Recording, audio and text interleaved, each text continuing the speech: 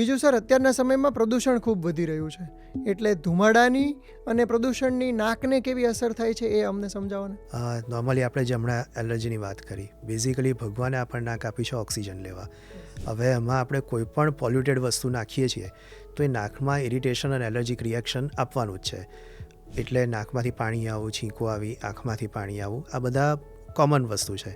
પછી જ્યારે બધી વસ્તુનું આપણું એક્સપોઝર વધતું જાય તો નાકની ચામડીમાં ઇન્ફ્લેમેશન થવાનું શરૂ થાય, પછી સાઇનસના પ્રોબ્લેમ, નાકમાં મસા થવાના પ્રોબ્લેમ, કોઈક વાર ડિસીઝ કાન તરફ આગળ જાય. પ્લસ આપણે જે શ્વાસ લઈએ નાકમાંથી ને ગળામાંથી ને થ્રોટમાં જતો હોય છે, આખો રેસ્પિરેટરી એરવે એટલે કે શ્વાસોશ્વાસની જે ક્રિયા કહેવાય એ આખો રસ્તો એક જ છે. એટલે ઘણીવાર એ ફેફસાને નુકસાન કરવું આ બધી વસ્તુઓ કરી શકતો હોય છે. એટલે એ બધા માટે ઘણી બધી વાર આપણે એ જોવાનું જરૂરી છે કે નાકમાં પ્રદૂષણવાળી હવા ના જાય. આ તો એના જેવું છે, આપણે જે પ્રદૂષણ વાત કરી, ગાડીઓની આપણે વાત કરીએ છીએ તો પેટ્રોલ ગાડીમાં તમે ડીઝલ નાખો અને ચાલવાની વાત કરો તો નથી ચાલી શકવાની. સેમ વે ભગવાને ઓક્સિજન માટે નાક આપ્યું છે, પ્રદૂષણ જવાનું તો એ નુકસાન કરવાનું જ છે એની અંદર લાંબા ગાળે.